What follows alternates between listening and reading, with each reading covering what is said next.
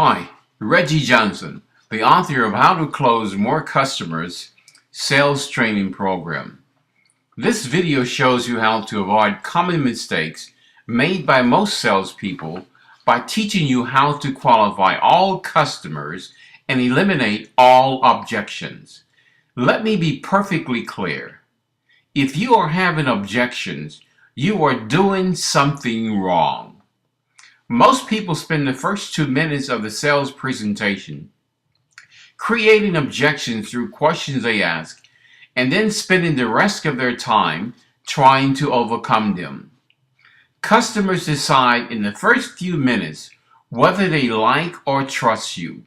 What you say at this stage is critical to closing the sale or closing their minds. This clip shows you the better way to overcome objections is anticipate and eliminate them. Using the old adage, an ounce of prevention is worth a pound of cure. In sales, there are two types of clients: those that come to you for your product or service, and those which require solicitation. Customers that come to you, to some extent, may already know what your product or service will do for them. They will have some product knowledge. However, you should not assume their knowledge is equal to yours and risk talking over their heads. Clients that require solicitation should fit certain guidelines. In other words, can they use your product or service? If you're trying to sell bifocals to Stevie Wonder, you will spend a lifetime trying to overcome his objections. The mistake made by most salespeople in the first 2 minutes is they ask wrong questions. They are uncomfortable questions. What is an uncomfortable question? It's anything you ask, any step you take, which requires advanced knowledge of your product or service. It makes customers in the first 2 minutes feel put off, embarrassed, and unprepared. You are lowering their self-esteem. If you make them feel this way, you may spend the next hour trying or never overcoming it. Here is an uncomfortable question. How much do you want to spend? Think about that. If this is the first time they are buying your product or service, or it has been years since their last purchase, they have no idea what it presently costs. By asking the question, you're implying most people know this. If they do not know, you have made them uncomfortable in the first few minutes, because people don't like admitting ignorance to strangers. This is a major roadblock to a successful sale. Another example is when you qualify with particular features. Let's use audio as an example.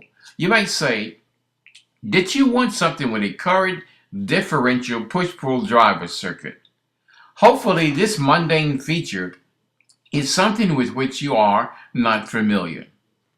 Unless customers know what the features are, they cannot answer confidently. My point is, when you ask a novice something that requires advanced knowledge of the feature, what have you done in the first few minutes? You're making them feel unprepared. That is when you hear, let me think about it, or we want to look around, or this is the first place we've been. They say these things because you've asked questions to which they do not know the answers. This makes them feel uncomfortable. A key reason why many objections are not true objections. Let me repeat. A key reason why many objections are not true objections. A correct way to deal with price is give customers a minimum and maximum range and let them know they can pick anything in between. You will know the price range based upon comfortable questions you have asked. You might say, we have some in the range of $400 to $1,000 and anything you want in between. What would be best for you? Let's say they pick $800. If you show them something around this price, you will never hear the objection, it is more than I want to spend. How can you? They pick the price.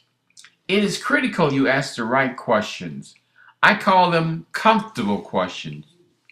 They are the opposite of uncomfortable questions. There are many of them in my sales training program.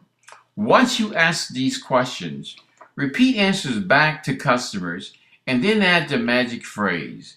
Besides that, is there anything else? It allows customers to correct you in case you have not been listening correctly. A constant problem with many salespeople. Once they say there is nothing else, you can now show them something that relates to their needs by demonstrating your product or service using my proven techniques. Now close with one of the most powerful closes in the world. There are many of them which we can discuss later. If this video has piqued your curiosity, please visit www.success-tapes.com for more stimulating ideas. The How to Close More Customers sales training program is available at a price that will surprise you. Thank you for listening to me.